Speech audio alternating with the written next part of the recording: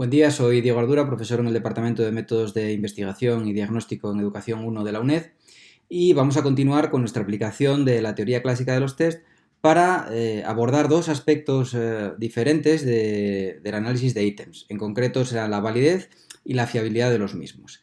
Entendemos por validez el hecho de que el ítem mida lo que efectivamente está diseñado para medir. En nuestro caso, la profesora quería diseñar en el ejemplo un instrumento para medir el rendimiento en ciencias y, por tanto, ese es el objetivo que tiene con el diseño de estos ítems. Si los ítems miden bien el rendimiento en ciencias, diremos que son válidos.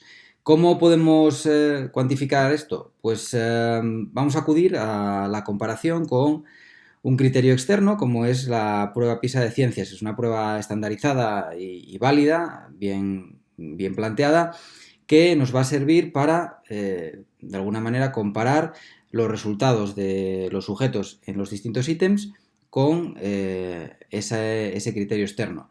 En concreto, vamos a medir el índice de validez como el coeficiente de correlación entre el ítem y la variable del criterio, es decir, la puntuación en la prueba PISA. Cuanta mayor sea esa correlación, tanto más válido será el ítem que estamos analizando. A continuación vamos a ver cómo podríamos hacer este análisis utilizando SPSS. Bien, ya tenemos el archivo de SPSS abierto y lo que tenemos que hacer es analizar las correlaciones, según lo que dijimos antes, entre la puntuación en la prueba PISA y las puntuaciones en cada uno de los ítems. Para ello vamos a analizar, como ya hemos hecho en otra ocasión, correlaciones bivariadas, pasamos prueba PISA, los ítems del 1 al 5, vamos a utilizar la correlación de Pearson, estamos suponiendo que se cumple el supuesto de normalidad de distribución de las variables. Y aquí tenemos la tabla de correlaciones. Como se puede apreciar, simplemente acudiendo a esta primera línea, que es la correlación entre la puntuación en la prueba PISA y los distintos ítems, ya tendríamos los índices de validez de cada uno de ellos.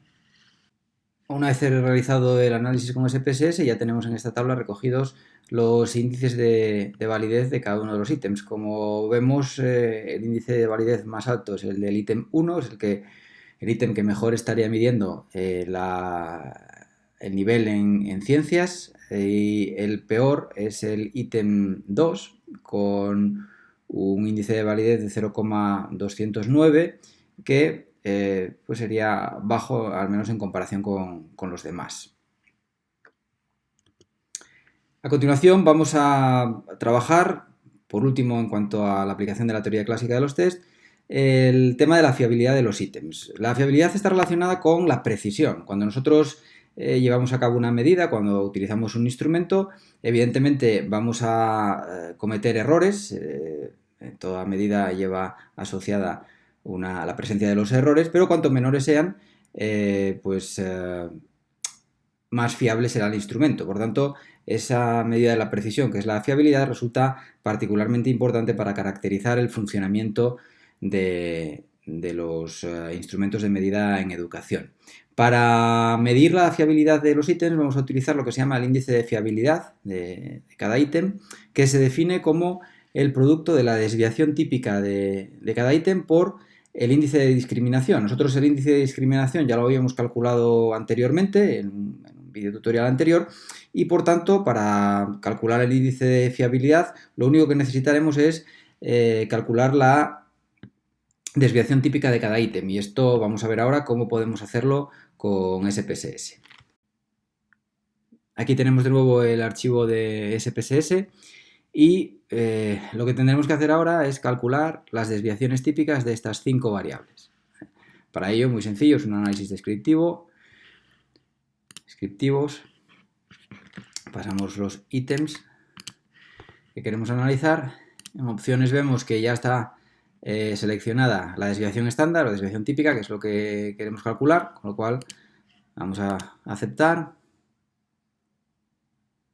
Y aquí tenemos esas desviaciones que son las que nos interesan en estos momentos.